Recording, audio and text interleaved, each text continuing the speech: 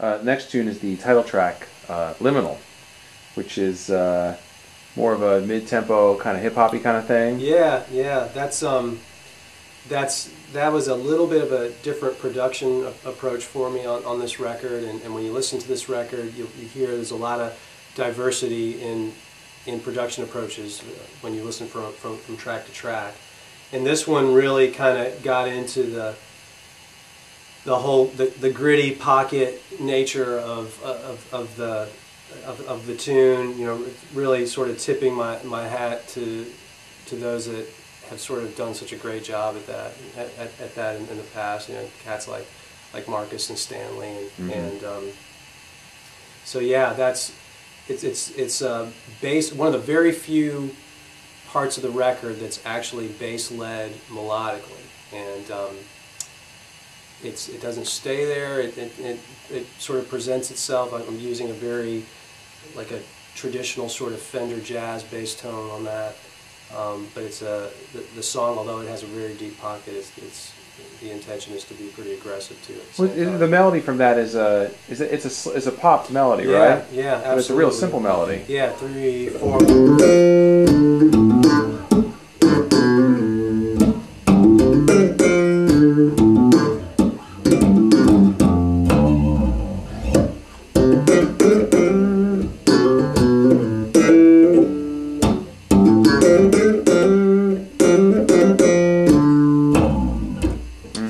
Yeah, it's just bluesy and simple. Yeah, very pentatonic. Very pockety. And then, so don't be dissing the pentatonic, man. It's like, you know, that's the world's bread and butter. It's the bass player's box. Exactly.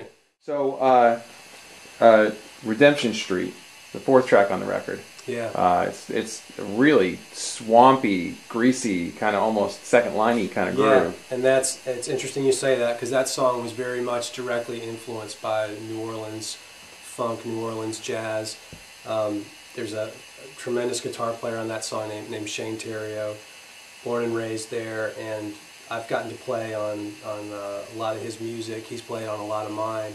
And just having a chance to go back and forth to New Orleans to work on this stuff and track it, and also having been able to tour through there several times with some of the other bands that I've toured with over the years, that for whatever reason that influence really stuck with me. And so there are some key tracks, key moments in this record where I believe like it really keys in on that influence. And this song by far out of all of them, I think, really represents that more than anything else.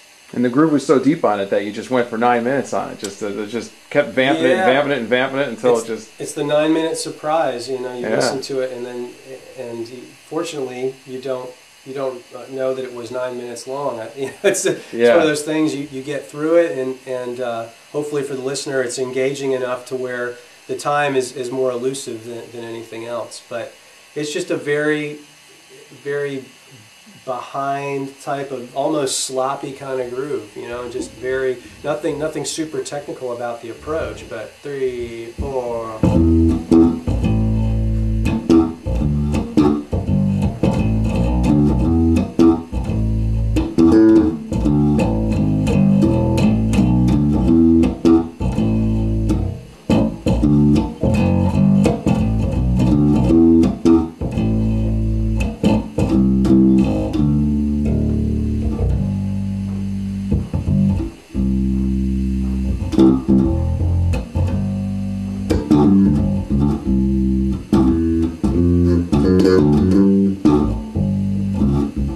So it's just very, you know, more minimalistic, just all about the pocket, leaving space for the other instruments.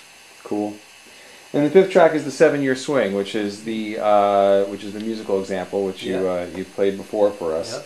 Yep. 7-Year Swing referring to... Well, it's kind of a two-part title. You know, the swing is the fundamental rhythm of the tune.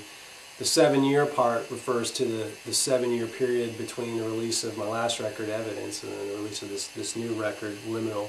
And there's when you listen to the 7-year swing, hopefully what the listener picks up is there's a swampiness and a grooviness to it, but I feel like the underlying vibe of the song is very happy and joyful. you know, emotionally, kind of what's happening behind the composition of that song. It's finally coming to a place of discovering who you are and what you're supposed to be doing as an artist. And so that's the idea behind that title, and hopefully is what's captured by the music. Cool. Sixth track is The Last Walk Home, which is a solo piece, one of two on the record. Yeah. And what does that refer to exactly? Well, that's actually a dedication piece to our dog that passed away a little over a year ago. Aww. So there's a sentimental connection there. So what was the dog's name? Nikita, yeah. Siberian Husky, and we had her since she was 5 weeks old. So yeah, that piece, there's just you know, just a lot of emotion, a lot of feeling behind that. But that was more of 6-string bass solo piece, yeah. You know, some chordal stuff. Mm-hmm.